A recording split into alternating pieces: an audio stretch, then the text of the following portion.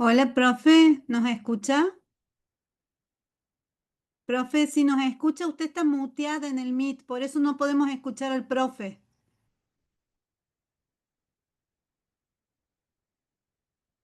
¿Ahora me escuchás? Ahora, perfecto, muchísimas gracias. Perdón por la interrupción. No, no hay problema. Erika. Sí, profe, soy yo.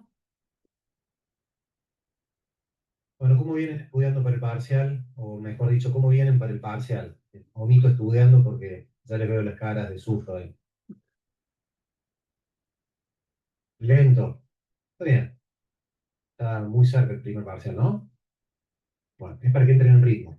Igual son poquitos capítulos, unidades en realidad. Entra Administración Financiera y Gubernamental, todos los capítulos introductorios, más Sistema de Control Interno y Externo, de los cuales ya habló el profe Ley. Y lo que vamos a ver hoy vamos a arrancar hoy, que no estaría entrando en el parcial, no, no por eso no es un tema menor, sino al contrario, les diría que es uno de los temas más importantes que tiene la materia, porque en definitiva el sistema de presupuesto, mejor dicho, el presupuesto es un poco el núcleo duro de lo que nosotros estudiamos acá. ¿Quién se animaría a arriesgar? Ya que los veo tan dispersos y con cara de susto, así empezamos a liberar tensiones de cara al parcial. ¿Quién se anima a arriesgar una definición del presupuesto? ¿O qué es el presupuesto? ¿De qué estamos hablando cuando hablamos del presupuesto? El presupuesto es una expresión en términos monetarios de cada una de las partidas que va a utilizar el Estado. Es una expresión en términos monetarios de, El plan anual que tiene el gobierno a implementar. bien, es un buen acercamiento, es una visión más monetaria o financiera del plan que tiene el gobierno. ¿Qué más podemos decir del presupuesto? Una ley, Una herramienta propia.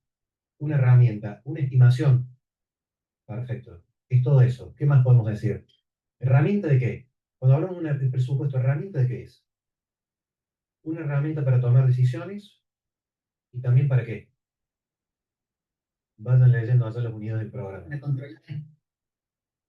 ¿Cómo? No, no puedo señalar los que hablan en el parlante para el control. Exactamente. También Una herramienta para controlar. para controlar. Exactamente, no hacer nada.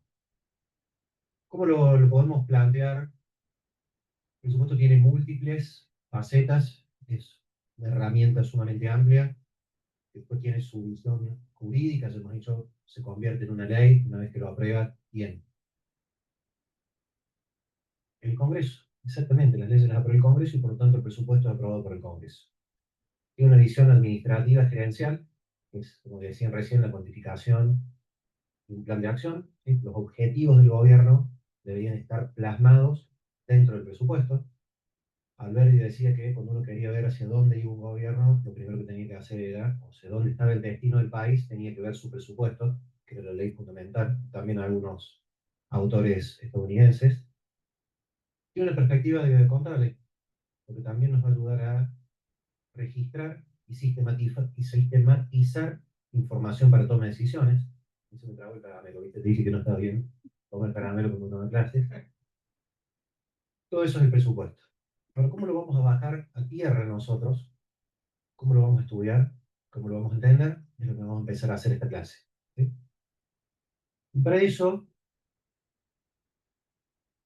lo primero que vamos a tratar de ubicar es el presupuesto dentro de lo que veníamos estudiando, que es administración financiera gubernamental, pero un poquito más amplio es el Estado. ¿Sí? Entonces tenemos, vamos a hacer unos circulitos, tenemos el Estado,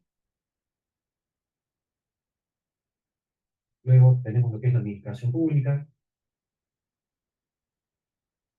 y hacia adentro de esto tenemos la administración financiera gubernamental.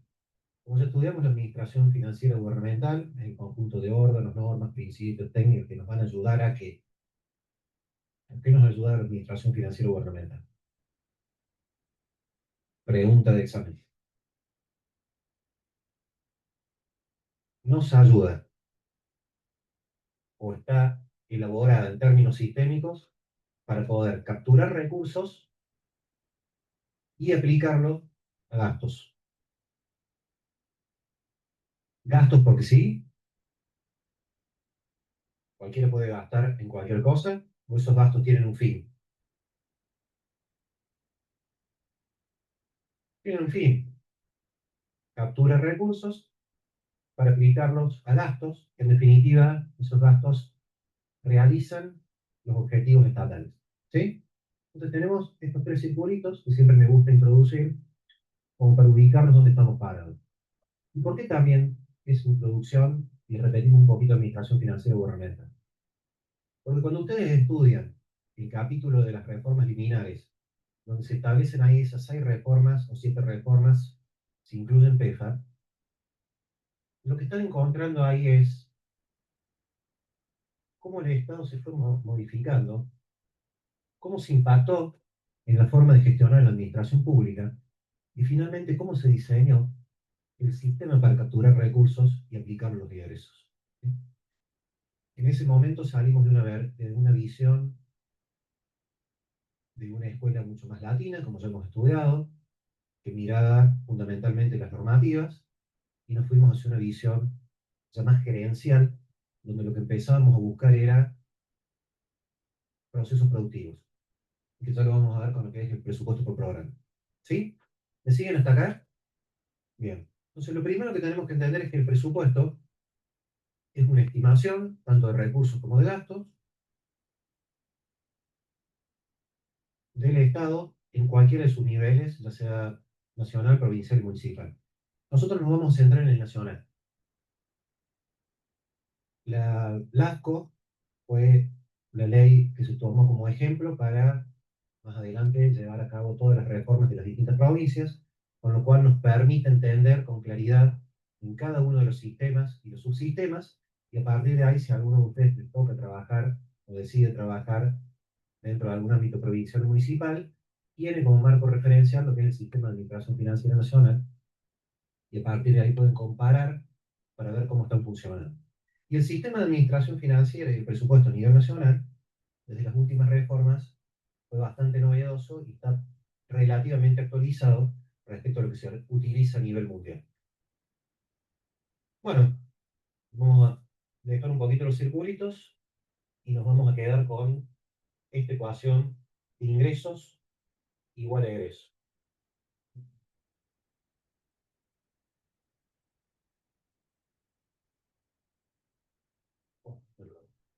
Bueno, por supuesto, componente, no, repasemos un poquito el componente sistémico. Este PowerPoint que después les vamos a subir sigue la lógica del libro de las eras. Se van a ir dando cuenta durante el... ¿Sí? Sí, que no, no. Usted está compartiendo algo porque no se ve nada, se ve solamente unidades del programa. ¿Se ve qué? Ah, a ver. Se ve solo una que dice unidades del programa. No, sí se está viendo la línea de tiempo con el año T-1, el año T y el año T+1, con cada uno de los sistemas. Ah, bien, entonces soy yo. Se está viendo, se está viendo ahora. Sí, se ve, se ve. ¿Ahí se ve? Sí, profe, Listo, sí. gracias. Perfecto. Bueno, Sí, profe, ahí se ve. los problemas de la tecnología, los delays. Lo primero que vamos a hacer es ubicar al sistema de presupuesto dentro de los sistemas de la 24156. Es el principal sistema que aparece o el primer sistema que aparece en la 24156, el que nos va a dar todas las bases de cómo se debe formular el presupuesto, cómo se debe hacer el cierre del presupuesto. También tiene algunas cuestiones de registro.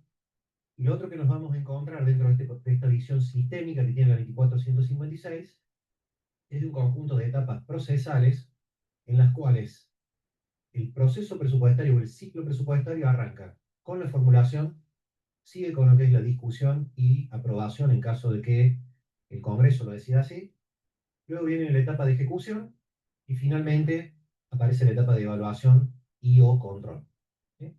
Igual que el círculo de Deming que ustedes han estudiado en administración, donde lo primero que se hace es un diagnóstico, luego se planifica, luego se ejecuta y luego se evalúa o se controla, esto sigue la misma lógica. A partir de esta lógica, el sistema de presupuesto, ¿sí?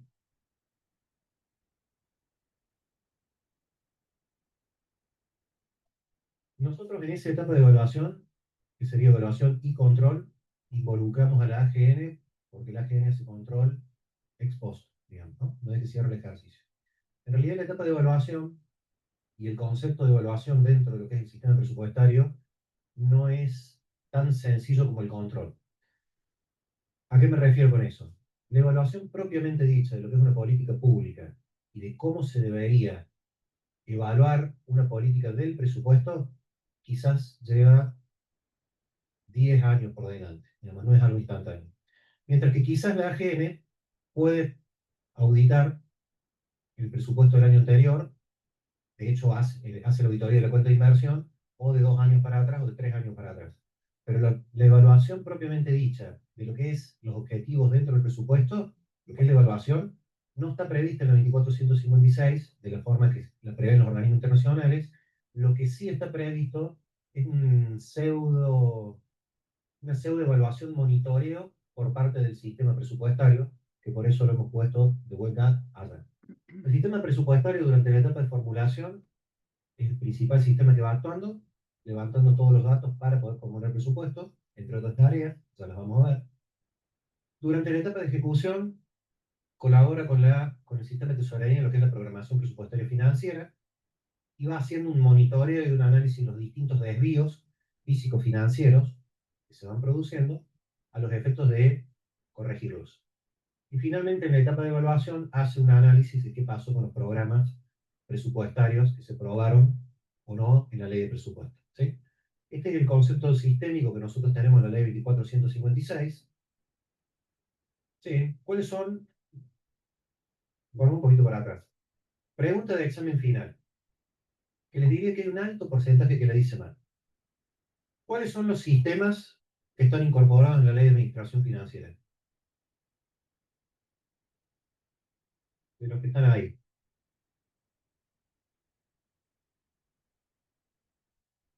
Todo menos contrataciones y administración de bienes. Todos menos contrataciones y administración de bienes. Efectivamente, todos menos contrataciones y administración de bienes. En algunas instancias de examen final les preguntamos, bueno, les vamos a dar una ayudita para que se le vayan los nervios. ¿Cuáles son los sistemas que están dentro de la 2456? Y los primeros que nos dicen es el de contratación, que evidentemente queda por fuera, está en un decreto delegado, que es el 1023 y el 1030, y el sistema de administración de bienes, de ahí no me acuerdo, el 1382 de 2012 y modificatorias.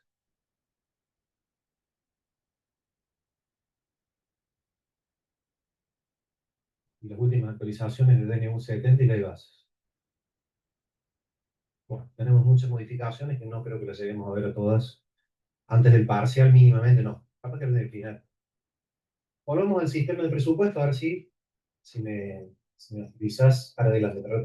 Ahí está. Entonces, cuando nos paramos en el sistema presupuestario, imagínense ustedes que son el órgano rector, que es la Oficina Nacional de Presupuesto, y su principal rol es el de elaborar el presupuesto. ¿Qué vamos a tener en cuenta? ¿Cómo partimos? Bueno, lo primero que se van a encontrar en el libro de las eras es el posicionamiento respecto a los distintos tipos de escuela presupuestaria. Es decir, en función de la escuela presupuestaria, que no solamente me afecta acá, sino a través de las escuelas económicas, y el posicionamiento de la escuela administrativa va a tener algún tipo de influencia, pero fundamentalmente, si yo estoy parado en una escuela clásica, voy a buscar un presupuesto equilibrado, voy a tratar de no excederme absolutamente en nada. Bajo ningún punto de vista voy a acudir a emisión monetaria para financiar ningún tipo de gasto, y muy excepcionalmente podría llegar a tener algún déficit que pueda ser financiado con algún tipo de deuda, siempre y cuando sea para un gasto con carácter de inversión. O mejor dicho, no para un gasto, sino para un inversión. La escuela keynesiana tiene otra lógica.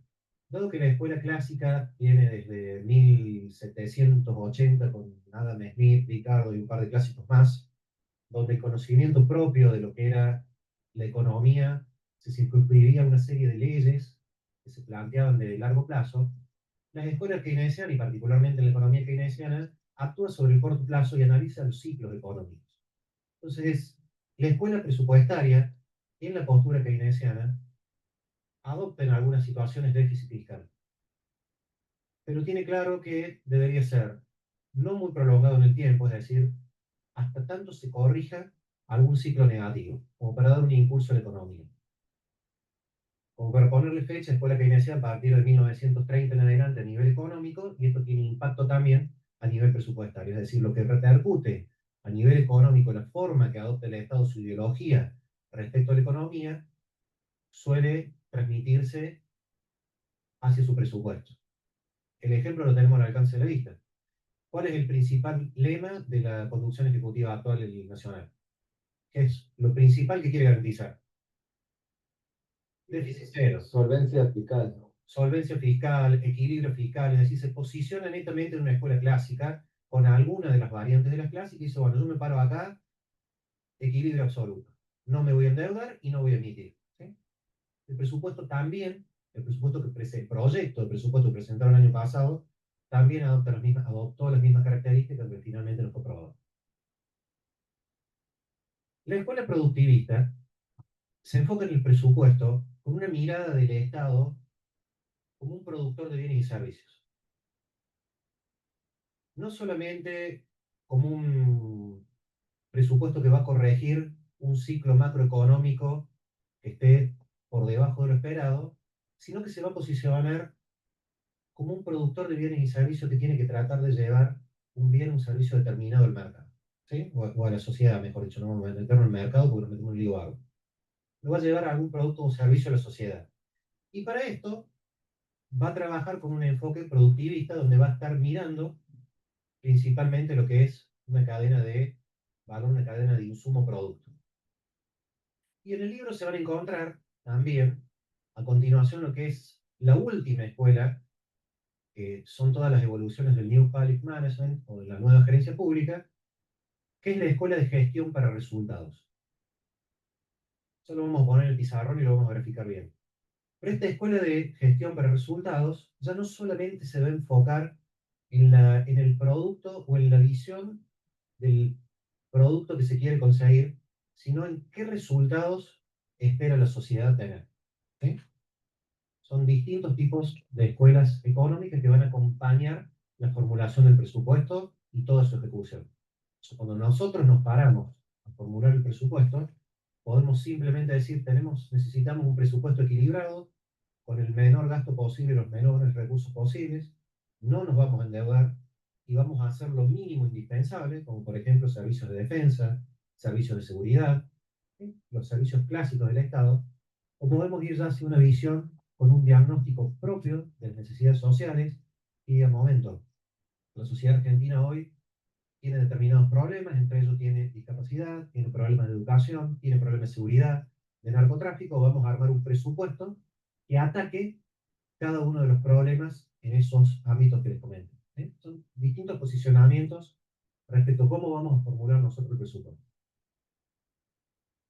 Entonces, lo primero que vamos a separar ahí, creo que está en la próxima diapositiva, pero me voy a ir anticipando.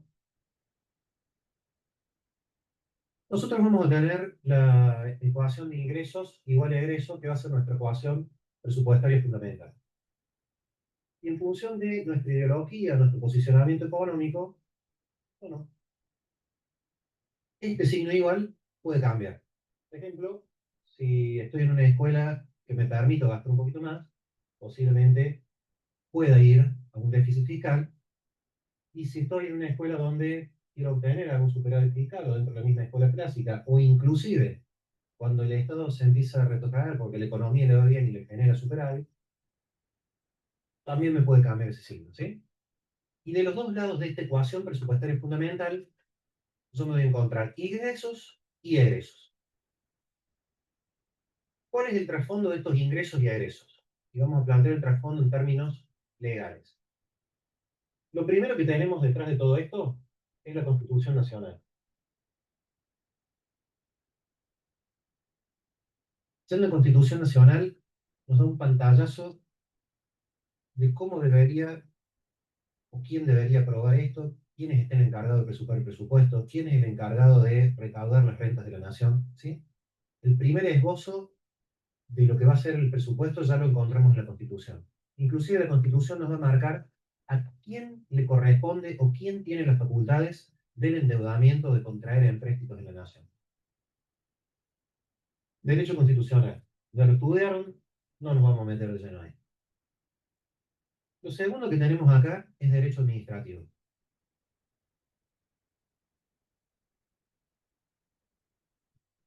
Este derecho administrativo va a funcionar como un backup de los distintos procesos y procedimientos que se dan en todo este caminito de ingresos igual a egresos, ya sea en los ámbitos recaudatorios como en los ámbitos de compras, por ejemplo, donde la ley de procedimientos administrativos va complementando los procedimientos de compra.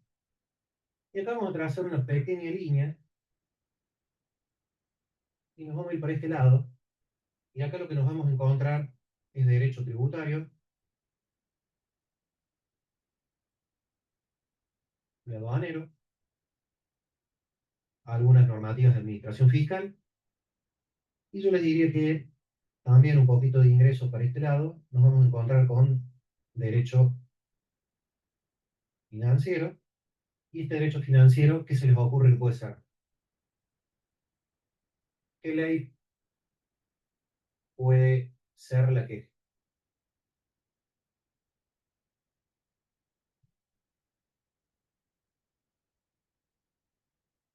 ¿Cuál puede ser la ley que gestiona el sistema financiero del Estado?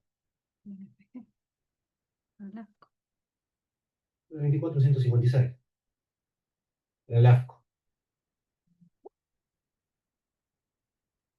¿Sí?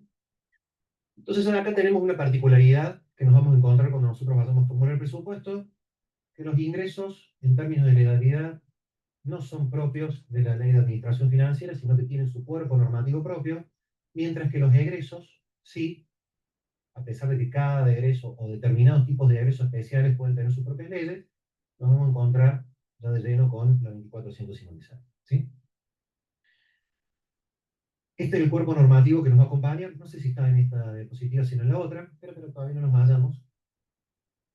Es simplemente para saber dónde estamos posicionados legalmente. Y ya tenemos las distintas escuelas donde nos vamos a posicionar para saber cómo vamos a gestionar la formulación y la ejecución presupuestaria.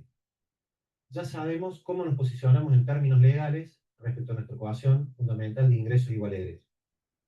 Y después viene una división temporal que nos va a plantear que nosotros vamos a estimar, como dijo bien nuestro futuro colega acá, primero un presupuesto, donde vamos a tratar de esclarecer cuáles van a ser nuestros recursos y cuáles van a ser nuestros gastos, y por el otro lado vamos a tener una igualdad de ingreso igual a egreso a medida que se vayan ejecutando los gastos y al cierre del ejercicio y van a ser ex post. Es decir, ahí nos vamos a parar y vamos a ver cómo se ejecutó ese presupuesto que nosotros estamos pensando.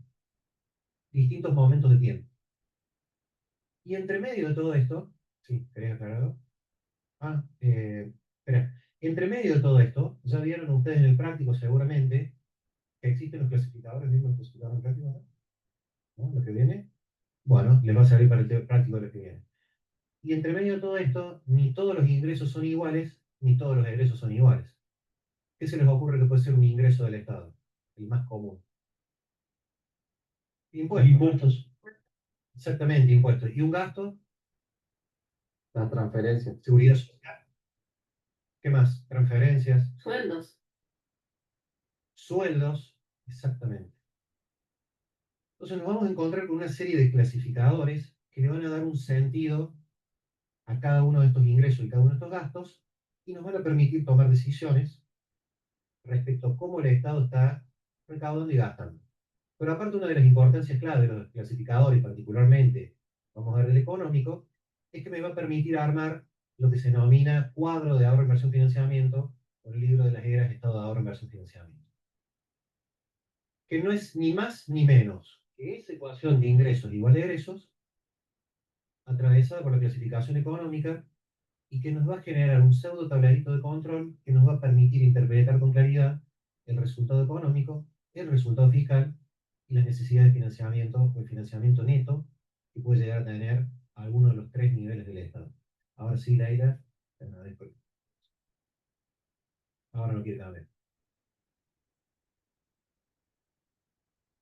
Bueno, parémonos ahí. Es exactamente lo mismo en materia legal que de lo que les planteé acá, y vamos a empezar a desagregar cada uno de los dos extremos, lo que es los recursos y lo que son los gastos.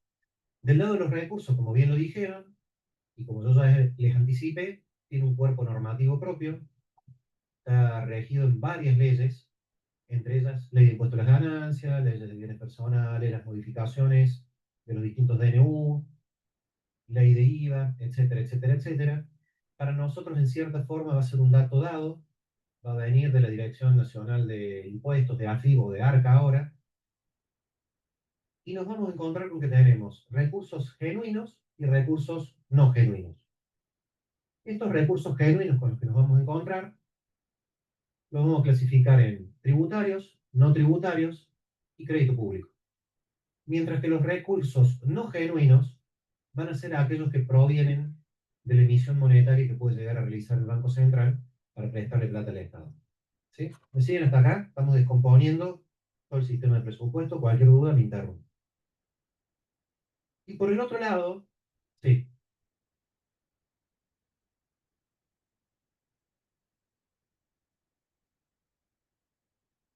es genuino en la medida que no te distorsiones las variables macroeconómicas.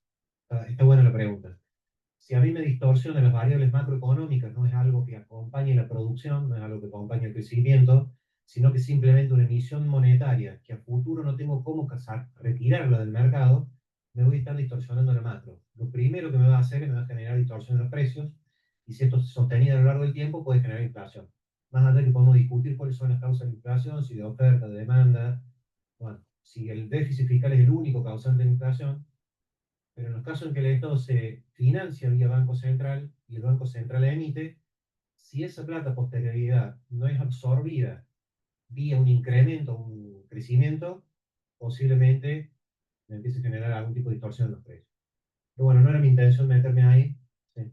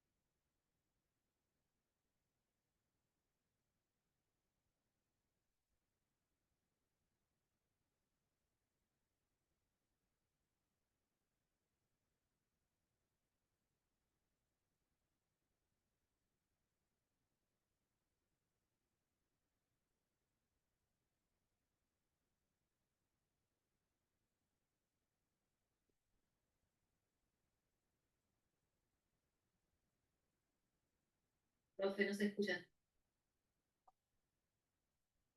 Cuando veamos cómo se mezclan un poco la actividad del Banco Central, la emisión monetaria con el sistema de tesorería, ahí entra a tallar otro concepto que es el déficit cuasi fiscal, que tiene que ver con esto, con el manejo monetario, de las bases monetarias, cómo se llevan con las cuentas fiscales.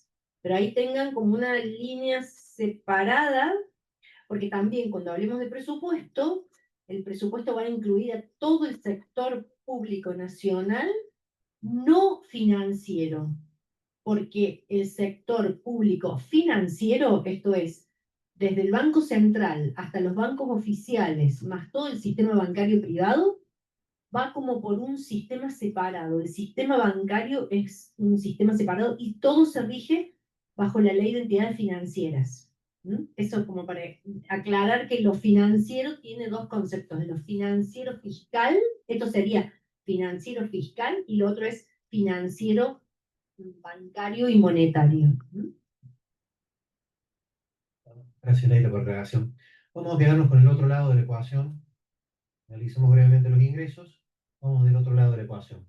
Y del otro lado de la ecuación nos vamos a encontrar con una cadena productiva, donde lo que tenemos son insumos,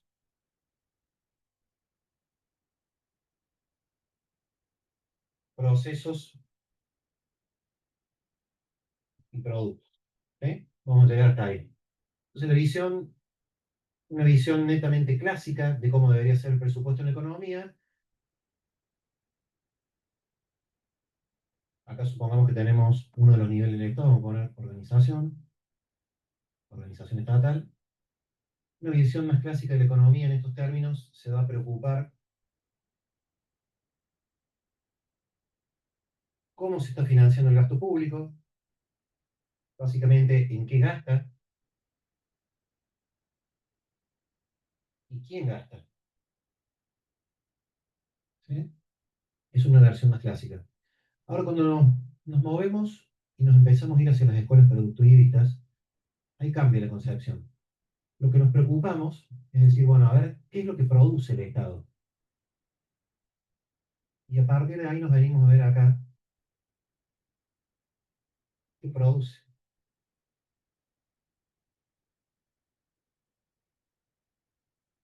¿Sí? ¿Me van siguiendo? Armamos una cadena de producción. Una cadena de producción donde tenemos distintos insumos que aplicados a un determinado proceso me va a salir un producto. Piensen en salud. ¿Qué tipo de insumo podemos tener en salud? ¿Cuál es el principal insumo de la salud? Sueldos. ¿Y los sueldos a quién se le pagan? ¿Y los médicos son recursos?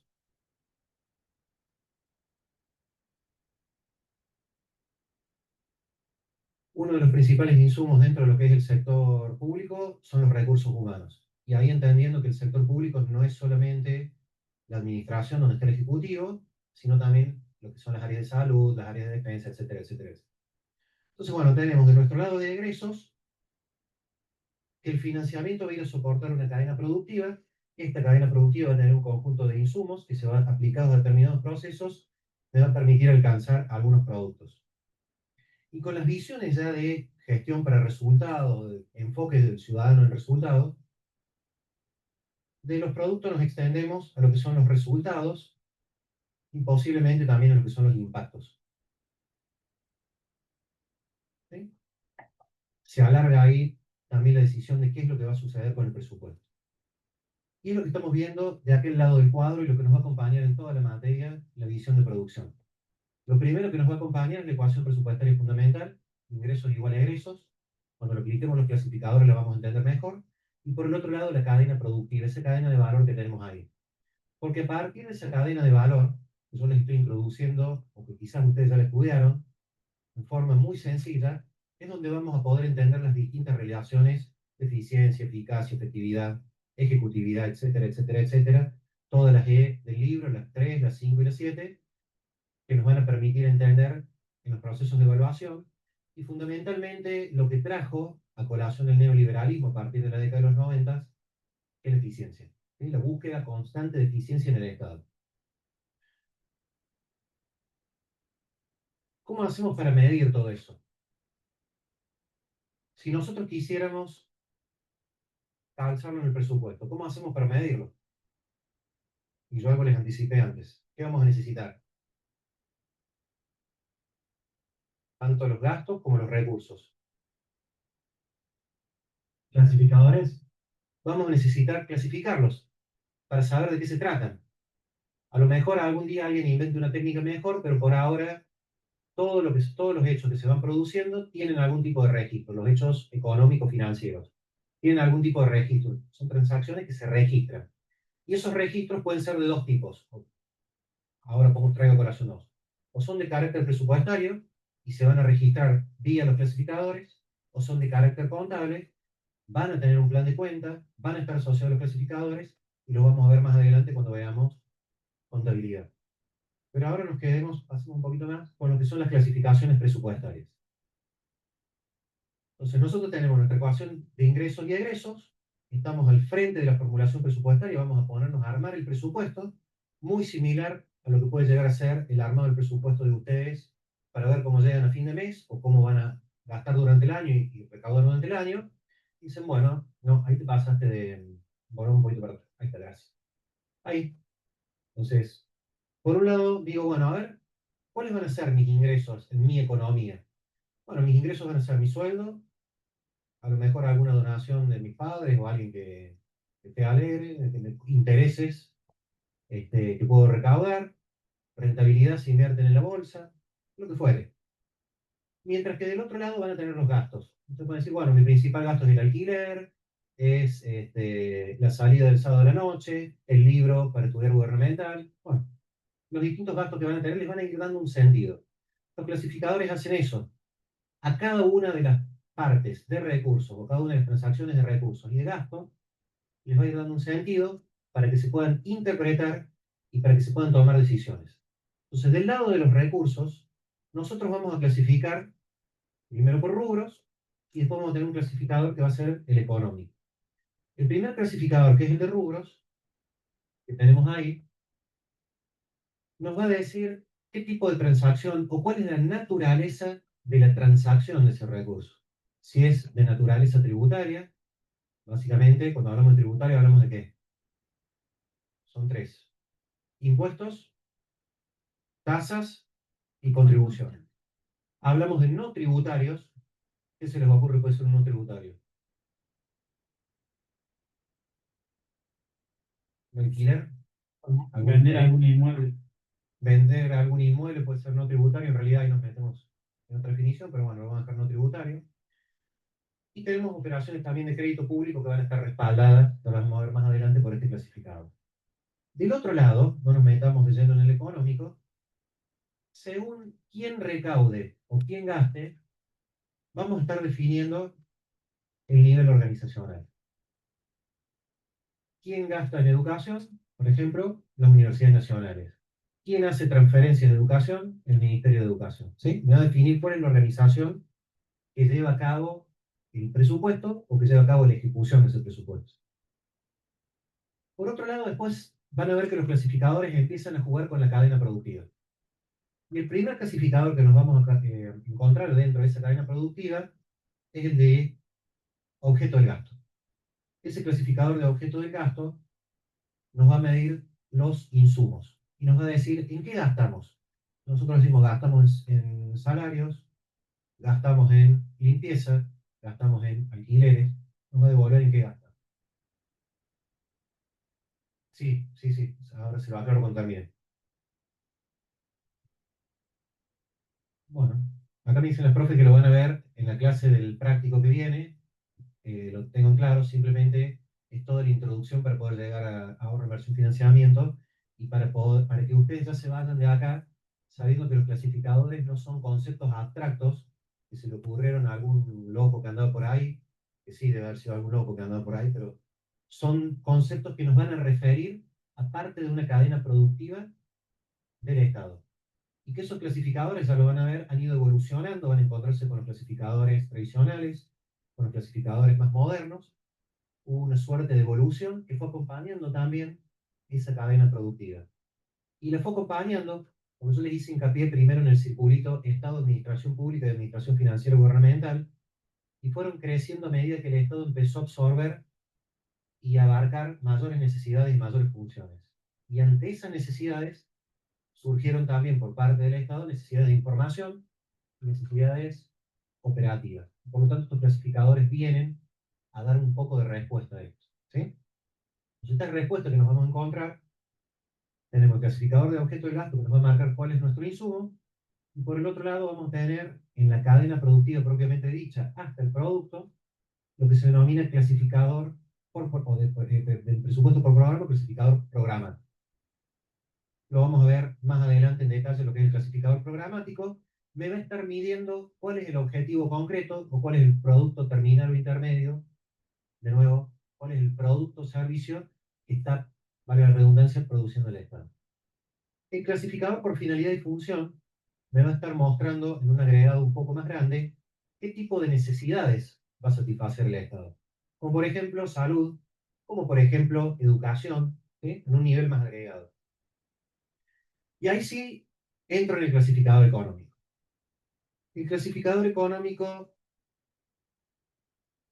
es un clasificador que va a tomar los macroagregados, consumo, capitalización, inversión, va a tomar de las funciones más macro de la economía, y a partir de ahí me va a decir si el Estado, vamos a volver a decirlo, consume, capitaliza o tiene algún tipo de ahorro o inversión. ¿Sí? ¿Me siguen hasta acá? Es un clasificador agregado que se va a nutrir del resto de los clasificadores, tanto del lado de recursos como de gastos, para poder conformar información. Es un clasificador económico del lado de los recursos, me va a estar marcando si yo tengo recursos corrientes, como pueden ser los tributarios, si yo tengo recursos de capital, como puede ser, como dijo nuestro compañero recién, la venta de un inmueble, o si yo voy a tener recursos de financiamiento, en ese caso van a ser fuentes financieras. Y por el otro lado, voy a tener del lado del clasificador económico gasto corriente, que es aquel que se va a consumir con su primer uso, gasto de capital, aquellos que estén relacionados directamente con algún tipo de inversión, y voy a tener lo que son amortizaciones de deuda y variaciones de pasivo, y algunas variaciones de activo, pero fundamentalmente variaciones de pasivo, que van a ser aplicaciones financieras. ¿Sí? ¿Me siguen hasta acá? ¿Me van siguiendo? ¿Qué estamos haciendo?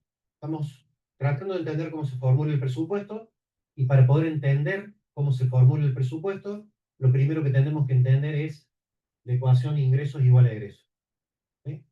Para poder entender esta ecuación de ingreso igual a egreso, lo primero que hacemos es distinguir sus aspectos normativos para conocer desde la perspectiva legal cómo nacen, de dónde vienen.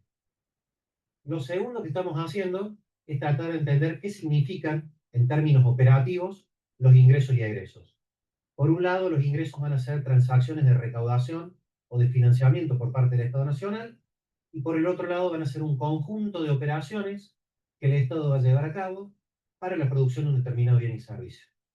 Y esto último que estamos haciendo es darle un sentido de información, es decir, cada una de esas transacciones, ya sea de recursos o de gastos, nosotros vamos a poder registrarlas a través de distintos conceptos que pueden ser los clasificadores, o podrá ser más adelante algún plan de cuenta. ¿Sí? ¿Se entiende esto? ¿Me siguen hasta ahí? Bien. Los que estén acá o los que están virtual, cualquier duda me interrumpen. He mezclado los capítulos 5, 6, 7 y 8 para poder arrancar bien como me gusta a mí.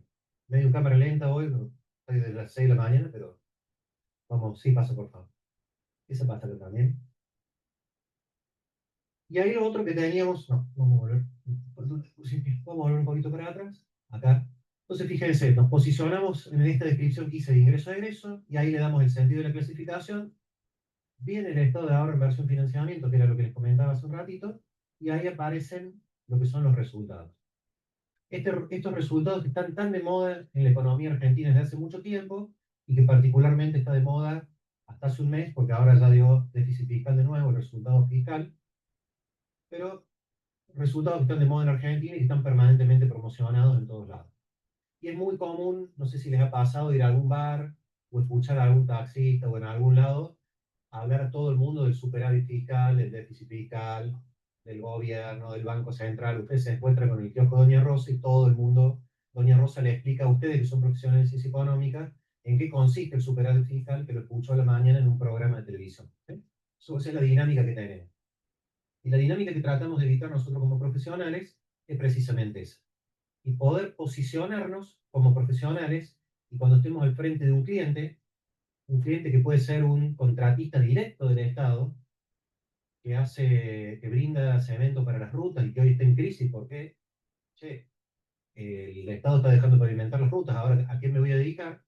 Bueno, posiblemente si les viene a pedir asesoramiento a ustedes como cliente, ustedes como asesores, ustedes tranquilamente les pueden explicar en qué consiste el superávit fiscal sin haberlo escuchado a la mañana en el programa de tele o en el kiosco de las vecinas o por ahí.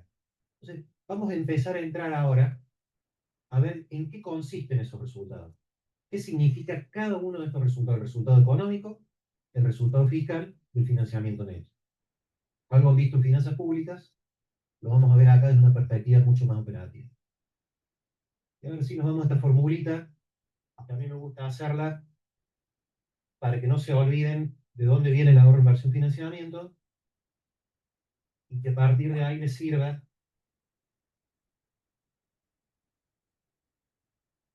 para tener bien en claro los conceptos.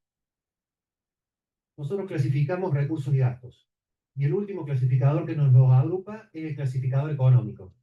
Ese clasificador económico, ¿en qué les dije que se dividía? En 3 conceptos. ¿Cuál es el primero? ¿Tributarios? ¿No? En cuanto a cuentas, dijimos, el clasificador económico me representa agregados macro.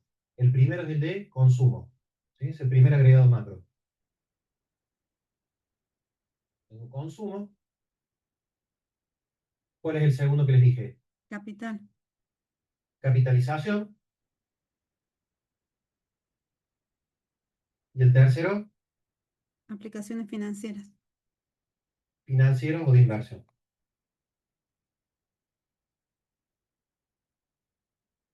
Financieros de inversión. ¿Sí? Tenemos los 3, consumo, capitalización, inversión. Los resultados de esos 3, ustedes ya intuirán que son ahorro, inversión y financiamiento. ¿Sí? Los 3 que nos clasifican nuestro ahorro, inversión y financiamiento. Entonces nosotros tomamos la ecuación presupuestaria fundamental, ingresos igual a egresos, y le aplicamos la clasificación económica. Se la aplicamos del lado de los ingresos y se la aplicamos del lado de los ingresos. Si aplicamos esto, lo voy a hacer acá arriba, nos va a quedar. Nosotros vamos a tener ingresos corrientes más ingresos de capital más ingresos vía financiamiento, y esto va a quedar igualado a lo que van a ser mis egresos corrientes más mis egresos de capital más los egresos por el financiamiento. ¿Sí? ¿Me siguen hasta acá? A la ecuación presupuestaria fundamental le aplicamos el clasificador económico.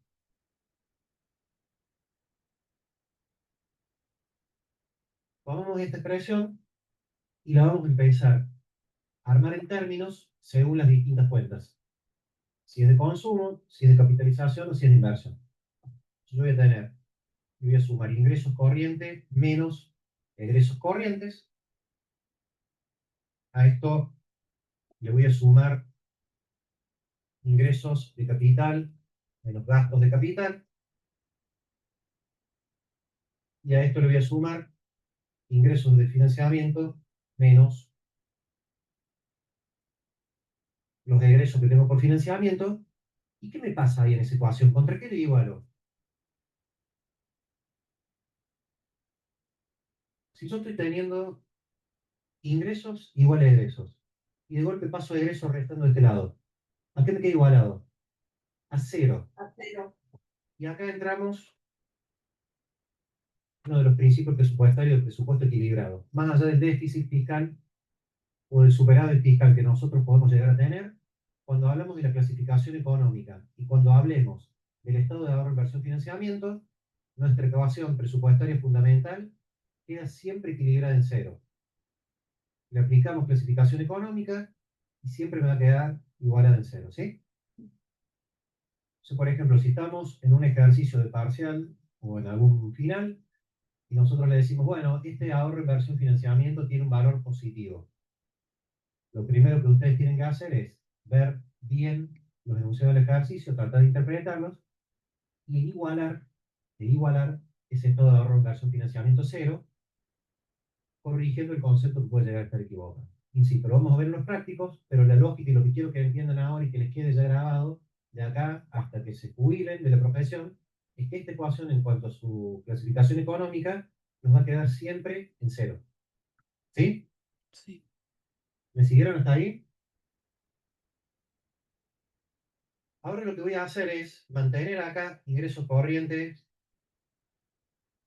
menos egresos corrientes. A esto le voy a sumar ingresos de capital menos gastos de capital.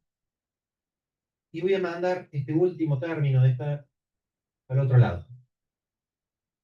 Me va a quedar menos ingresos financieros menos egresos financieros. Y acá se le voy a cambiar el nombre y le voy a poner fuentes financieras menos aplicaciones financieras. ¿Sí? De nuevo, lo único que hice fue tomar esta parte de acá y llevarla para el otro lado. Entonces esa ecuación me sigue quedando equilibrada en cero, pero ¿en qué? ¿En qué resultado o qué me va a surgir ahí si la suma de todo esto me queda en un valor negativo, por ejemplo? ¿Qué va a significar?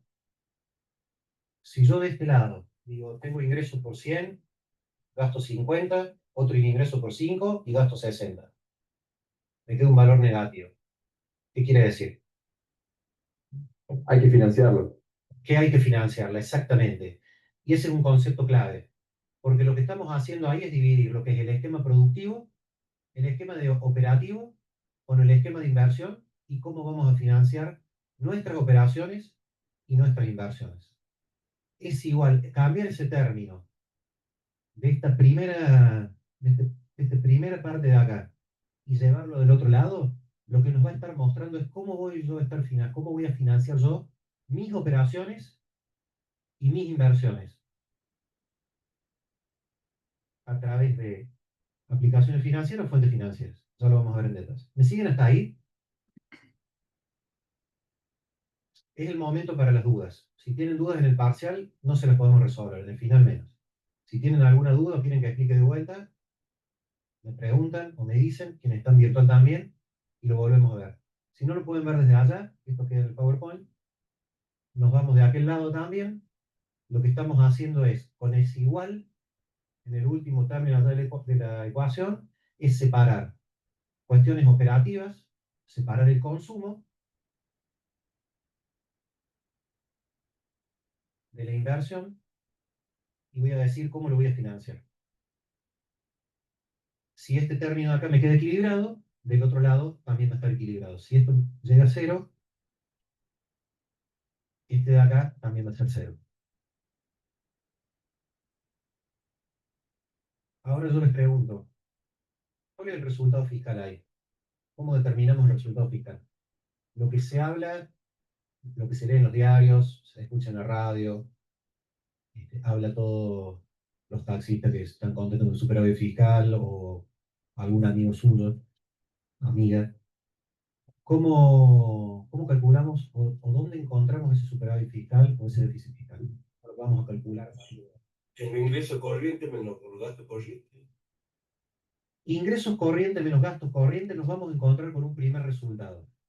La pregunta ahí, ¿va a ser el fiscal? No el operativo, ese. No Este es el sé. resultado operativo, exactamente.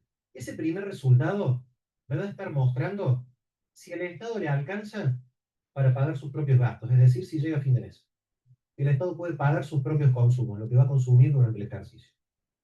No hablamos de inversión, no hablamos de nada, simplemente si el Estado tiene capacidad para pagar o para cubrir aquellos gastos operativos que tiene, para su propio funcionamiento.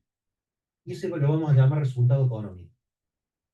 Ese resultado económico y ese primer término, si lo tuviéramos que asociar con la cuenta de inversión o con algún balance, lo que nos vamos a encontrar es que es muy similar a lo que es un estado de resultado o un estado de recursos y gastos.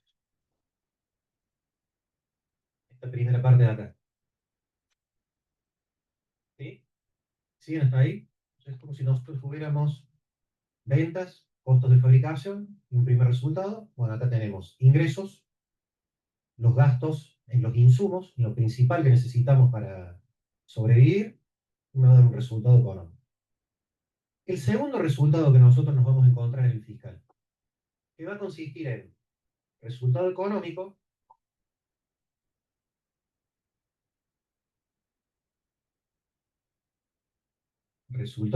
acá, y a este resultado económico le vamos a agregar los ingresos de capital, se los vamos a sumar, le vamos a restar los gastos de capital, en realidad no son gastos, ¿sí? Es más bien inversión, pero bueno, lo vamos a dejar ahí, y nos va a dar el resultado fiscal.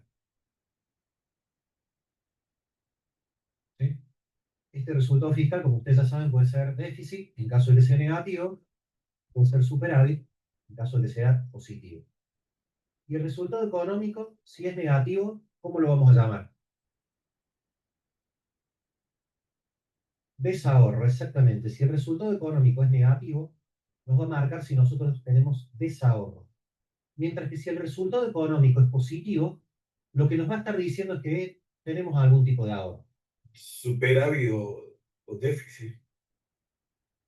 Superávit o déficit, en ese caso es para el resultado fiscal, que es el resultado financiero.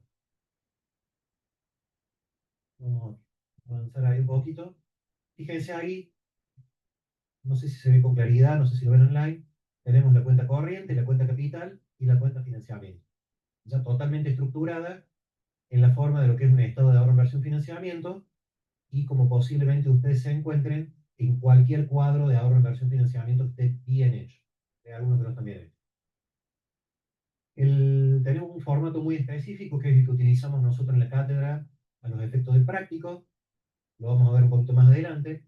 Pero lo primero que tenemos, fíjense, es un resultado económico primario. Ese resultado económico primario va a ser el resultado que se va a alcanzar previo al pago de intereses de deuda. Luego tenemos el resultado económico, que es este que yo les estoy marcando acá. Resultado económico, y que me va a mostrar si llegamos a fin de mes. Resultado económico más ingresos corrientes, ingresos de capital, menos gastos de capital. Lo mismo que tenemos allá. Ingreso de capital menos gasto de capital de la cuenta capital. El resultado de esa cuenta capital, adhiriendo lo que es el resultado económico, me va a dar el resultado financiero, que es déficit o superávit. Y pensemos por qué desahorro y ahorro en el resultado económico y por qué superávit o déficit. Cuando nosotros hablamos de desahorro, básicamente lo que estamos diciendo es que no llegamos a ahorrar e inclusive seguramente tuvimos que poner algo de plata, es decir, no nos cerró un determinado número. Cuando nosotros estamos hablando de déficit, ya el concepto se amplía un poquito más al desprendimiento de algo, o sea, he perdido algo con ese déficit, algo perdí, que por lo general puede estar asociado al desprendimiento de un activo o al ingreso de algún activo. Hay que verlo según la clasificación. Es un concepto mucho más amplio el de déficit que el del desahorro, inclusive el de superávit, porque me está incluyendo esta segunda parte, ya no solo el estado de recursos y gastos, o no solo un estado de resultados, sino que me va a incluir variaciones en los activos. Cuando yo hago una compra o un gasto de capital, voy a estar incorporando un activo, una inversión dentro de mi patrimonio. Ahora lo vamos a estudiar bien con lujo de detalles, pero ese es el efecto que se produce. Y cuando tengo un ingreso de capital, ¿qué sucede? Que cuando yo compro, tengo un gasto, incorporo un activo no corriente. Cuando tengo un ingreso,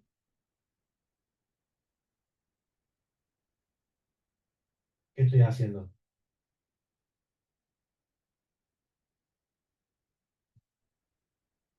Estoy desprendiéndome de un activo. Lo que dijimos antes, cuando yo vendo un inmueble, tengo un ingreso de capital. ¿Sí? Y cuando yo compro un inmueble, tengo un gasto de capital. ¿Me siguen hasta ahí? Las privatizaciones, por ejemplo. Si ustedes son Domingo Cavallo, ojalá, por la inteligencia y la capacidad económica, están al frente del Ministerio de Economía y encaran un proceso de privatizaciones. ¿Qué objetivo puede tener ese proceso de privatizaciones?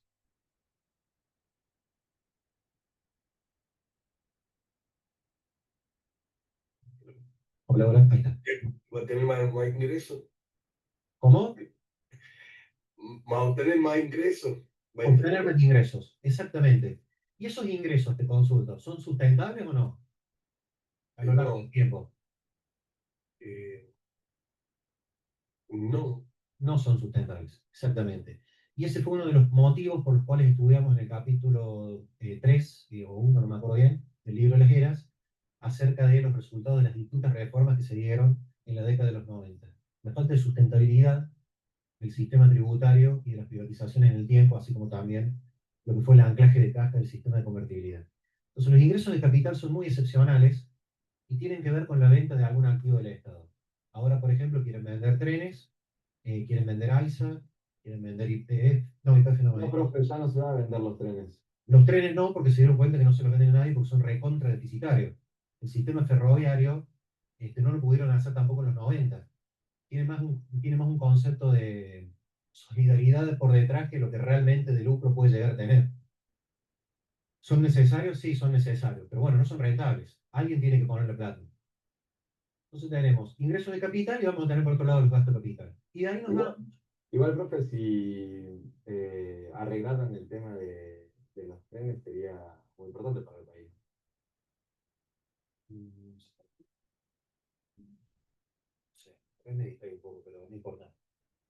Están organizando el parcial. Así que les sugiero que se sienten acá adelante. Así, para los que están virtual, ¿cómo están hoy? Bueno, sí, no, no importa, no importa. Estoy mareo de la mañana, así que no creo. Volvamos. Me decías que los trenes, discúlpame, no te pude escuchar bien porque justo interactué ahí con los profes. Que una actualización en la red ferroviaria sería importante para el país, ¿o no? Por supuesto, y ahí entramos a hablar de políticas públicas y entramos ya en lo que sería la cadena productiva de cómo llevar a cabo el proceso de transporte vía ferrocarril, ¿no? Evitar saturar las rutas con camiones y empezar a trabajar de vuelta con ferrocarril, que la mayoría de los países avanzados en el mundo tienen algún tipo de sistema ferroviario. Volvamos un poquito al ahorro, inversión, financiamiento, así no nos vamos tanto por las ramas y empezamos a volver de vuelta a la formulación presupuestaria. Ingreso de capital, venta de un activo, gasto de capital, compra de algún tipo de activo. Si no lo terminan de entender ahora, les queda alguna duda, hay práctico, lo vamos a ver al ahorro, inversión, financiamiento a lo largo de toda la materia y posiblemente les preguntemos en el final. Es uno de los temas clave de la materia y es uno de los temas clave de la materia porque ustedes como profesionales deberían tener la capacidad de poder asesorar a algunos de sus clientes, aún cuando no estén en el sector público, respecto a los distintos resultados que se producen en el Estado, para darle cierto tipo de claridad si tiene alguna operación con el Estado. Y después vienen las fuentes financieras, que es un incremento de pasivo, ¿sí? ¿Qué se les ocurre que puede ser una fuente financiera en lo cotidiano del Poder Ejecutivo Nacional? ¿Que sale a hacer qué? Préstamo, exactamente. Pide plata prestada, por ejemplo, el Fondo Monetario Internacional, pide plata prestada, por ejemplo, el Banco Interamericano de Desarrollo, o va y pide plata prestada al mercado. El ministro Caputo está permanentemente licitando bonos. ¿Y aplicaciones financieras, qué les parece que son? Cuando paga la plata que pidió Claro. prestada. Si la fuente financiera es cuando yo pido el plata prestado, evidentemente las aplicaciones financieras es cuando yo devuelvo lo que me van prestando. Esto está todo contado a nivel muy sencillo ahora para poder introducir la formulación presupuestaria y que ya de entrada tengamos en mente el ahorro, inversión, financiamiento, para poder comprender con claridad cómo llegamos a ese ahorro, inversión, financiamiento en un momento de desesperación donde no nos acordamos en el parcial o en el final cómo está compuesto. Por eso desarmamos esta ecuación con el clasificador económico. Lo vamos a ver con mucho más lujo de detalle. Fíjense que hay una línea roja ahí entre medio del resultado financiero y las fuentes financieras, ¿sí? Esa línea roja es igual que yo les puse acá. Y se denomina línea de flotación de financiamiento. ¿Qué significa esa línea de flotación de financiamiento? Me significa que si yo llego con superávit, por debajo de esa línea lo voy a colocar en algún lado, o pago deuda, o me queda en caja. Y si yo llego con déficit, efectivamente voy a tener que pedir plata prestada y voy a tener que usar algún saldo financiero que tenga de algún otro ejercicio o alguna inversión financiera que pueda vender. Es decir, toda la contrapartida de la parte de arriba encuentra su contrapartida en el financiamiento, en esta cuenta financiera que viene en la parte de abajo. Y esa línea también es importante porque nos va a permitir entender cuáles son las distintas decisiones que se pueden tomar a lo largo del Estado. Si yo les pregunto, si el Estado argentino hoy saliera el presidente y dijera yo quiero bajar los impuestos, que lo dijo en campaña y después se olvidó. Dijo, yo quiero bajar los impuestos. ¿Es una decisión propia del Estado poder bajar los impuestos? ¿Puede hacerlo aún con toda la tensión que puede llegar a haber en el Congreso, que se pelean los legisladores, o sea, algunos congresistas que hablan unas macanas bárbaras, pero aún así puede llegar a proponer una baja, una reforma del sistema tributario y a partir de ahí bajar los impuestos? A Si ver, acomoda la estructura de gastos, sí, profe. Tienen que ¿se tener acomoda la apoyo del estructura de gastos? Congreso. Sí, y si no la acomoda, Y no tendría mucho sentido porque tendría que empezar a financiarse por otro lado.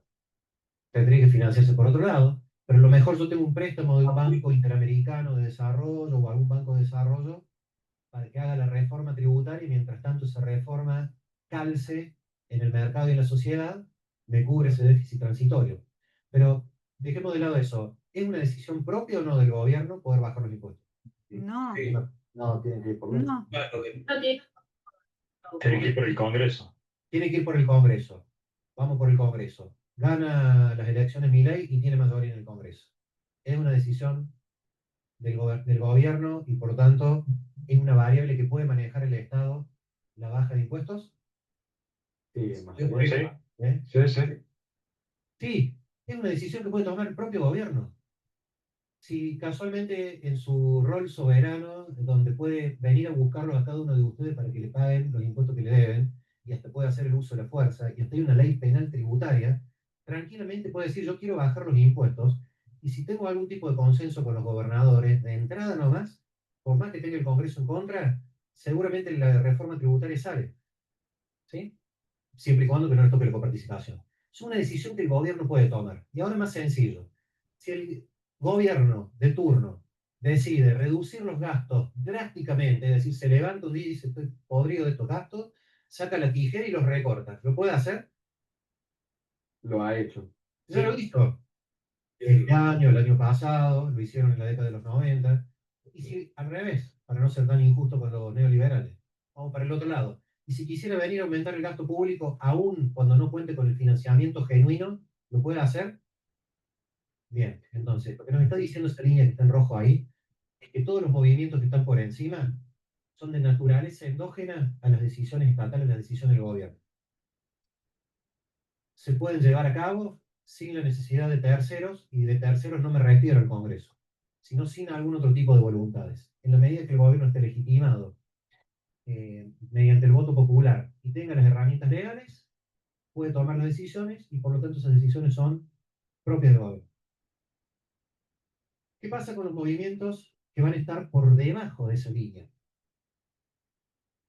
Vamos al ejemplo que decimos recién. Supongamos que yo tengo una excelente reforma tributaria, me junto con todos los gobernadores, me felicitan todos, me junto con todos los congresistas, estamos todos de acuerdo, está todo fabuloso, inclusive el punto de que hasta que puedo modificar la ley de coparticipación. Pero necesito que durante 5 años alguien me preste plata para poder cubrir el gasto, porque si no, cierro hasta el ejército. ¿Es una decisión propia del gobierno esa cobertura del gasto por fuera? No. no, ¿Por qué no? que es misógino.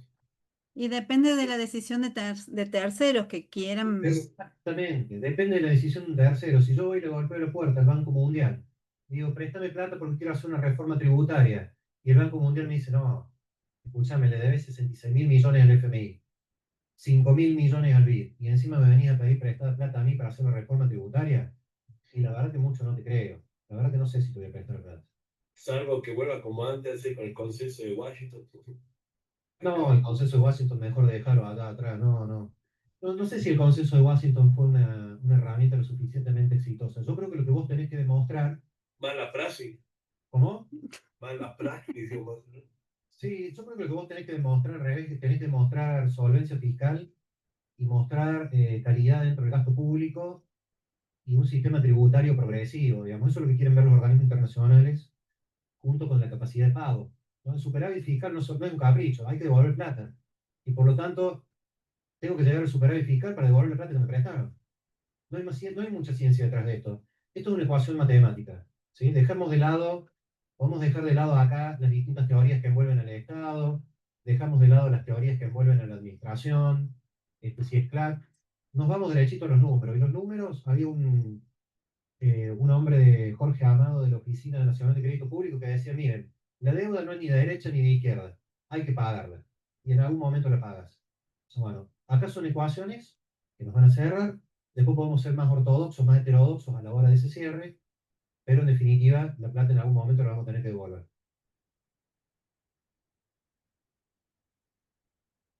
Bueno, es una muy buena pregunta, ya pasó un montón de veces. Cuando los gobiernos suelen entrar en default porque no pueden pagar la deuda, por lo general no tenés problema por no pagar la deuda, digamos, en ese sentido, pero empezás a ajustar el resto de las variables. Y ahí entra a jugar también la política monetaria, por ejemplo. Puede venir una devaluación que te baje el gasto, te quede muy nominal, digamos, yo hago un ajuste vía devaluación y bajo todo el tema de gastos. ¿Sí? Y a partir de ahí lo licuo un poco. Es una posibilidad. Ya se hizo en varias oportunidades. Las otras posibilidades, cuando vos entras en default, es que te vayas a buscar algún otro tipo de, o bajas el gasto, o aumentar los impuestos, o te vas a buscar algún financiamiento no genuino, ¿no? Que te preste el Banco Central. Y eso fue lo que ya también pasó. O sea, tenemos todos los ejemplos del libro de economía, absolutamente todo, expectativa inflacionaria, tenemos absolutamente todo para aprender de la historia argentina. En el gobierno aproximadamente 2008-2009, un poquito antes quizás, ya nos quedamos sin financiamiento. Al quedarnos sin financiamiento, el gasto público mantuvo cierto crecimiento, los recursos no crecieron como lo esperado, apareció la crisis de 2008, después más adelante empezó a caer el ritmo de exportaciones, y en un momento donde ya no tenías para cubrir el déficit fiscal, te fuiste a financiar vía Banco Central. Para eso, el Banco Central, que debería ser, según las recomendaciones del Consenso de Washington, pero que después se modificaron, un ente autónomo que decide o no financiarte, si vos capturas al Banco Central, menos te van a venir a pedir a dar plata, porque evidentemente no tiene la independencia que se requiere para poder garantizar el sistema financiero. ¿Sí? Pero con el modelo este es como que quedamos con un instrumento menos de política monetaria para aplicar, ¿no? Solamente política fiscal. No te escucho bien ahí porque... Hola. Sí. Sí, ahí sí. A ver, habla un poquitito más fuerte, perdón, que de este oído estoy medio sordo y de este también. Con el modelo este nos quedamos con un instrumento menos, que es la política monetaria, para aplicar, ¿no? Solamente queda para aplicar política fiscal. Sí, nosotros acá básicamente nos concentramos en la política fiscal. Nos metemos en la política fiscal. Si vos te referís al gobierno actual, usa también la política monetaria. Está haciendo un cierto...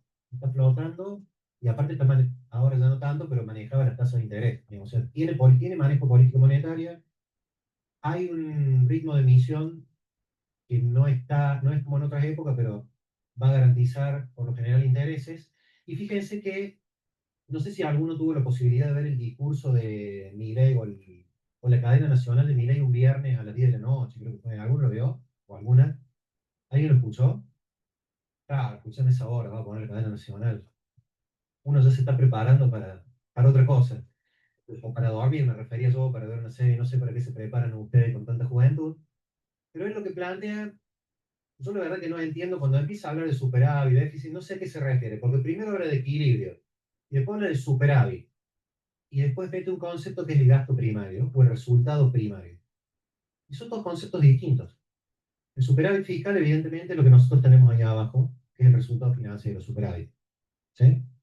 Si yo quiero alcanzar el superávit fiscal, es una política netamente válida. Por supuesto, después pagarás el costo político de lo que es la baja del gasto público, o el aumento de los impuestos, o la estrategia que vos utilices. Después hablo de déficit cero. Si nosotros hablamos de déficit cero, ya no estamos hablando de superávit fiscal, estamos hablando de equilibrio. Es decir, ese resultado financiero es cero. Eso es déficit cero. Ya tenemos leyes en el año 2001, la ley de administración financiera también tiene anclas fiscales, o sea, hasta el hartazgo hemos visto todo esto. ¿Y a qué se refiere entonces el superávit que tenemos?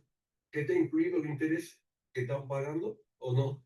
No, el concepto que dice el último, el gasto primario, Entonces, el interés. refiere al gasto, o sea, el resultado financiero antes del pago de intereses de deuda. Pásame un poquito, uno más creo que está. Sí, pero... sí, nos quedamos ahí, resultado, nos quedamos en este. Fíjense, este estado de ahorro, inversión, financiamiento es el que utiliza Nación. Después vamos a estudiar 4 escenarios, pero fundamentalmente el que utiliza Nación es este. Nosotros tenemos la cuenta corriente, llegamos al resultado económico, fíjense que ahí los intereses están incluidos dentro del gasto corriente. Tenemos la cuenta capital, llegamos al resultado financiero, y después abajo dice resultado primario. Este resultado primario, que es el que hace referencia por lo general los economistas, y por lo general el Poder Ejecutivo actual y los anteriores, es el resultado financiero menos los intereses de la deuda. Todo resultado primario, ya sea económico o financiero, implica que no tiene incorporados los intereses de deuda. Y en el práctico esto se los vamos a marcar bien, porque es uno de los temas que evaluamos después en los parciales. Tienen que tener bien en claro cómo va jugando ese interés a los efectos de poder determinar los resultados. Entonces lo que plantea el presidente, o lo que planteó esa noche fue, vamos a dar resultado primario 0, y para el resultado primario no va a estar financiado con emisión monetaria. Está bien, me parece perfecto. ¿Y los intereses de deuda? Van a estar financiados con emisión monetaria. ¿Cómo los va a financiar? ¿No?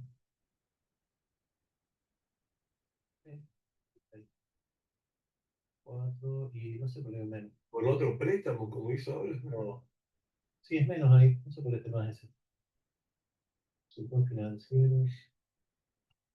Y eso quedó en ese PowerPoint es de un congreso, así que imagínense, lo debemos haber aburrido todo en el congreso porque nadie nos dijo nada, se nos pasó a nosotros y nos damos cuenta ahora con ustedes. Es el resultado financiero menos los intereses de deuda. ¿Sí? Entonces, ¿qué está diciendo ahí el presidente? Que fue muy parecido a lo que hizo la gestión también de Macri. Dice, bueno, vamos a tomar el resultado primario igualado a cero. Y este resultado primario que queda igualado a cero, por supuesto, me excluye los intereses de deuda, y esos intereses de deuda están permanentemente jugando con lo que se denomina rollover, es decir, la permanente renovación de deuda por parte del gobierno, y se reserva en cierta forma la posibilidad de financiar esos intereses, por lo que yo interpreto de lo que dijo ese viernes a la noche. No mandó más nada, estamos esperando que salga la normativa para ver a qué se refiere, pero uno podría ya intuir por qué lado va. Bueno, Profe, sí, profe, entonces esos intereses de la deuda tendrían que ir abajo. esos intereses de la deuda, Eh, según el escenario hay- en el cual vos le quieras exponer a tu acreedor a qué le vas a dar prioridad, los podés tener arriba, como los habíamos mostrado nosotros. Ujú. Pero a lo que voy yo es a que ahí usted está poniendo el resultado financiero y después resultado primario. Sí. Los intereses de deuda, e insisto, lo vamos a ver en el práctico, los intereses de deuda son parte del gasto corriente. ¿Por Sí. qué son parte del gasto corriente? ¿Qué significa ese gasto corriente? Porque se hacen todos los años, se tiene que ir pagando cada cierto periodo. Claro, es un gasto que se consume, pero aparte el gasto corriente me muestra el esfuerzo del Estado en materia de producción. El esfuerzo es como si fuera un estado de resultados. Entonces lo que me está mostrando el gasto corriente es cuáles son los costos que yo estoy teniendo para gestionar. Y por eso lo incluyo dentro de gastos corrientes. Ahora bien, ¿qué es lo que sucede? ¿Por qué lo sacamos de ahí? No, porque en realidad está incluido allá. Tenés razón, está bien que se resuma. Muy bien, tenés un punto más del parcial. Sí, por estar atenta. Explícaselo a la profe. Profe, estamos todos distraídos esta noche. Ustedes están hablando del parcial y yo ya estoy en cámara lenta. Y está bien que sea más, porque en realidad los intereses ya están restados en gasto corriente. Me hacen equivocar, ¿se dan cuenta? Bueno, dejémoslo ahí porque si no nos vamos a confundir a ella, nos confundimos nosotros. O sea, los que están online ya están mirando una serie y ellos pobres están con cara de desesperación, no ven la hora de irse. ¿Qué hora es, cuarto? Bueno, 10 menos cuarto. Vamos a ir cerrando un poquito ahora. Bueno, vamos a medir. Volvamos un poco para atrás, vamos de vuelta al ahorro, inversión y financiamiento mío.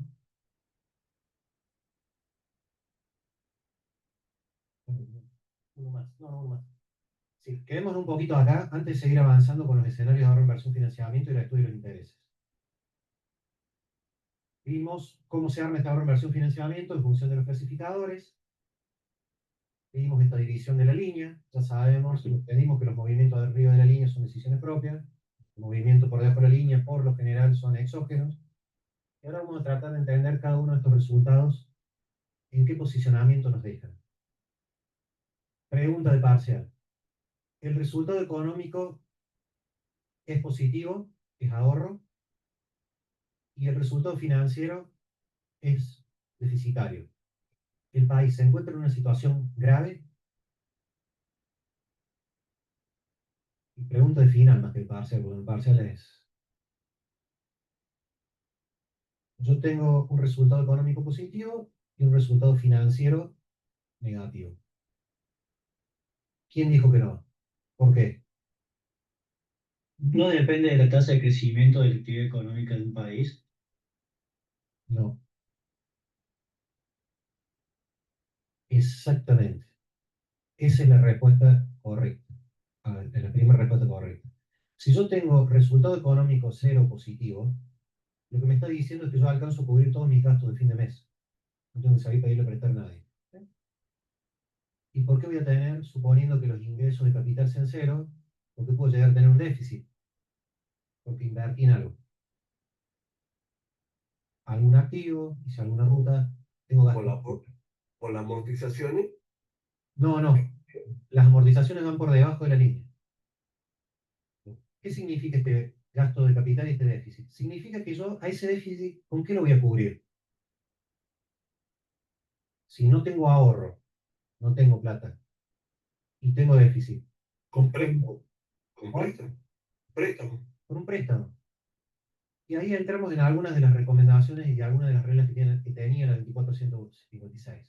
En la medida que nosotros tengamos inversiones de carácter reproductivo, es decir, aquellas que nosotros podemos recuperar en el largo plazo, podemos tomar deuda para financiar esas inversiones. Por lo tanto, les repito la pregunta y la completamos. Si yo tengo resultado económico positivo y resultado financiero negativo, ¿el país se encuentra en una situación grave?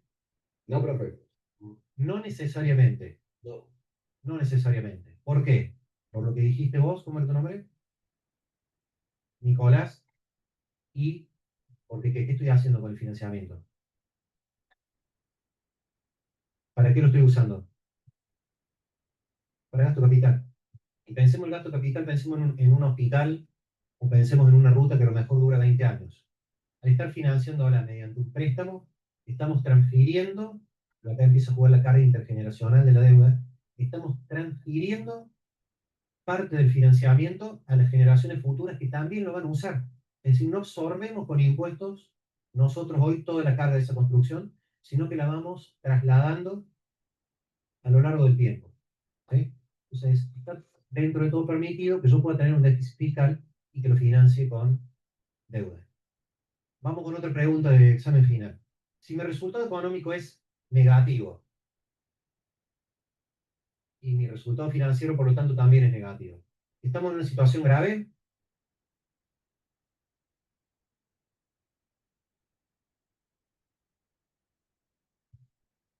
Ustedes están tratando de hablar ahí, yo no sé si están Y hablando. más grave que el anterior, sí, profe, porque no alcanzamos a cubrir nuestros propios... Exactamente. ¿Para qué estoy usando deuda ahí, básicamente?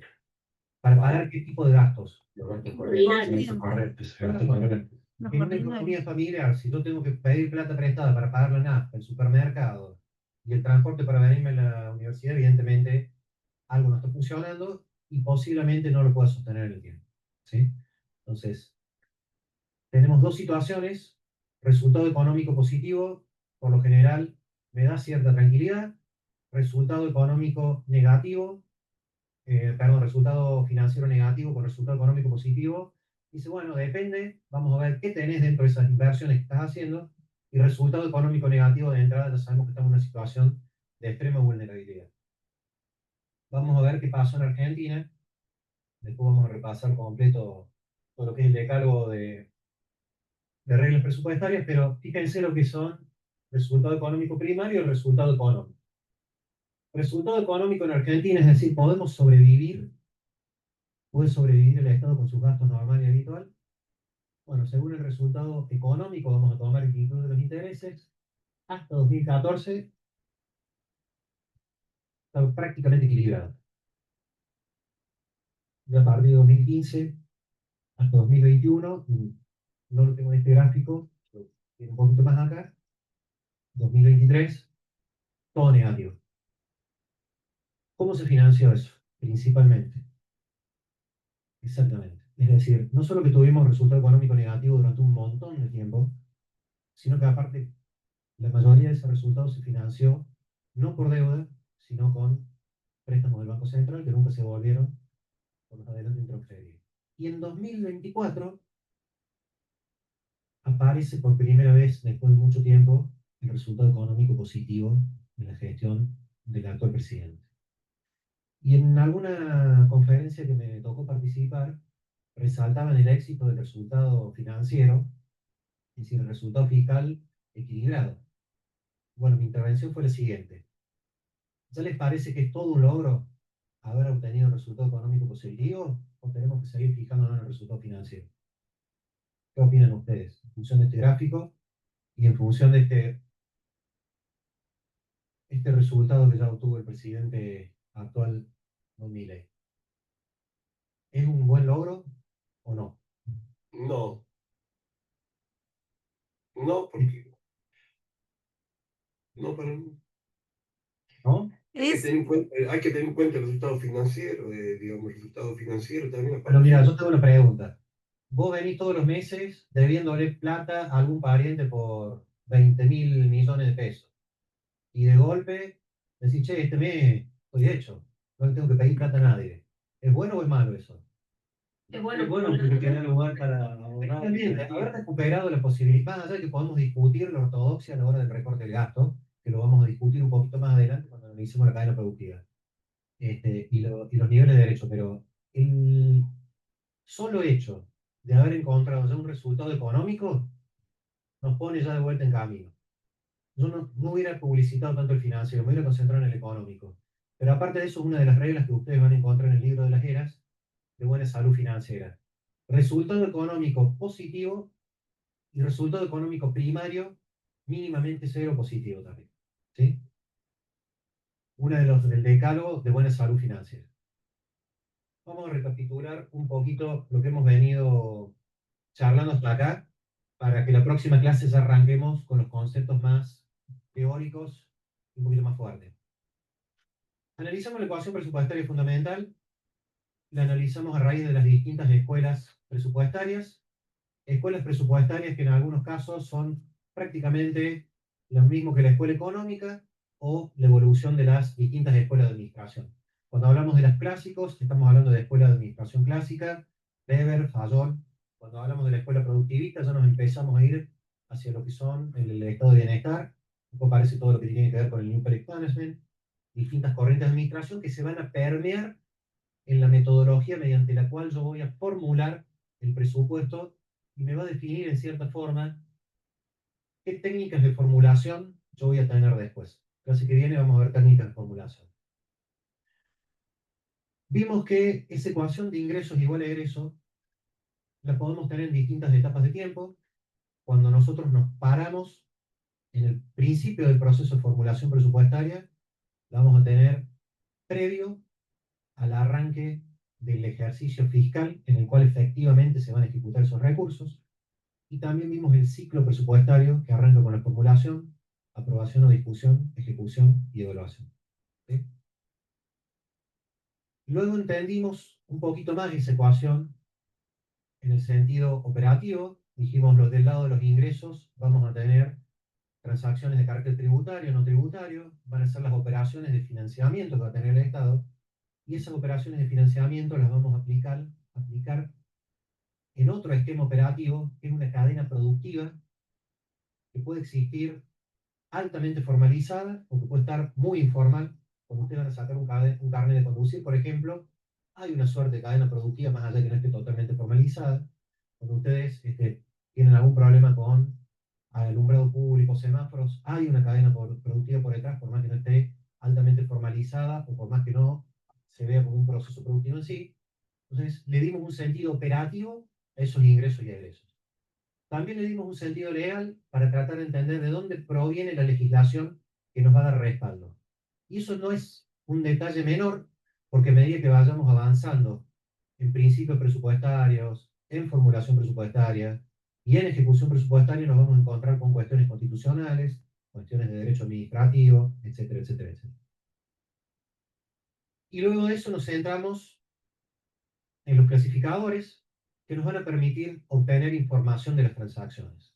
Y una de las transacciones y clasificadores importantes es el clasificador económico, y su importancia radica en que me va a permitir entender cuáles son los macroagregados, y a partir de ahí voy a poder armar un cuadro, que les voy a dar un ejemplo concreto ya la próxima clase, y en ese cuadrito vamos a ver prácticamente como si fuera un estado de evolución o un estado de resultados, vamos a ir viendo cómo se mueven las cuentas con números reales. Y nos va a dar información. ¿Qué información nos va a dar? La que hemos discutido acá. ¿Cuáles son los movimientos por encima y debajo de la línea? ¿Qué tipo de decisiones puede tomar el gobierno sin necesidad de recurrir al mercado? ¿Podemos hacer una reforma tributaria? Olvidémonos de la discusión política, pero son decisiones inherentes al gobierno, la reforma tributaria, achicar el Estado, reducir el gasto, privatizar, ¿no? Con los conflictos de poder ejecutivo, legislativo y judicial, pero están.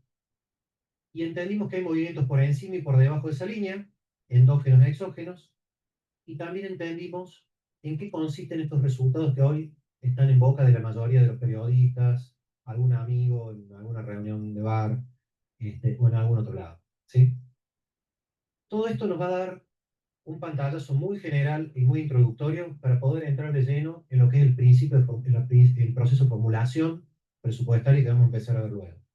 En ese proceso de formulación presupuestaria vamos a ver, ya a nivel macro, qué se requiere para estimar los ingresos y egresos, cuáles son las distintas técnicas de formulación mediante las cuales yo voy a formular el presupuesto, pero que aparte no solo formular el presupuesto, sino cómo voy a gestionar esa cadena productiva que habíamos hecho ahí. ¿Cuáles son las distintas técnicas de estimación? Es decir, qué valor le voy a asignar a los recursos y a los gastos en el marco de estas técnicas de formulación. Vamos a ver los principios presupuestarios, vamos a volver al ahorro, inversión, financiamiento para ver el decálogo de buena salud financiera, y luego vamos a entrar de lleno en lo que es el proceso de formulación presupuestaria con cada una de las etapas secuenciales que arrancan por lo general entre marzo y abril y terminan con la presentación del presupuesto el 15 de septiembre de cada año. ¿Sí? Bueno, ustedes tienen mañana clase de repaso. Mañana hay clase de repaso, martes parcial, seguramente el miércoles que viene nos encontramos de nuevo y ya empezamos a trabajar en función de este cuadro y empezamos a desagregar y a poner ya el miércoles vamos a tener teórico o práctico. El miércoles que viene es solo teórico, entonces ahí vamos ya a trabajar fuerte con el proceso de formulación presupuestario y ahí nos metemos con leyes, con reglas, con técnicas, le vamos a agregar un poco más de carga técnica, ¿no? Como ahora que sea un poco más introductorio. Si les queda alguna duda, nos escriben, nos buscan. Tanto los que están aquí como los que están virtual. Estos días es importante, chicos, que estén atentos al canal, estén atentos a la móvil, porque ahí se va a subir el formulario, digamos, todo el formulario para los que vayan a rendir en la facultad, la distribución, los MIT, el horario de consultas y toda la información va a estar por el canal y por la móvil. Así que por favor estén atentos a las noticias, ¿sí? El simulador del parcial, el instructivo, chicos, es muy importante. Acuerdo de honestidad, el DNI para que lo suban. También para el momento del parcial es que lean las instrucciones que se toman como verdaderos. Si tenemos números, ¿qué números tienen que poner? Si, ¿qué pasa con los errores? Es decir, lean las instrucciones, por favor. Bien, y si tienen alguna duda, se la vamos a habilitar antes del lunes para que si tienen alguna duda, el lunes en el horario de consulta, probablemente el lunes haya horario de consulta, le podamos sacar todas las dudas, ¿sí? Gracias. Bueno, nos vemos, éxitos en el parcial, nos vemos clase que viene.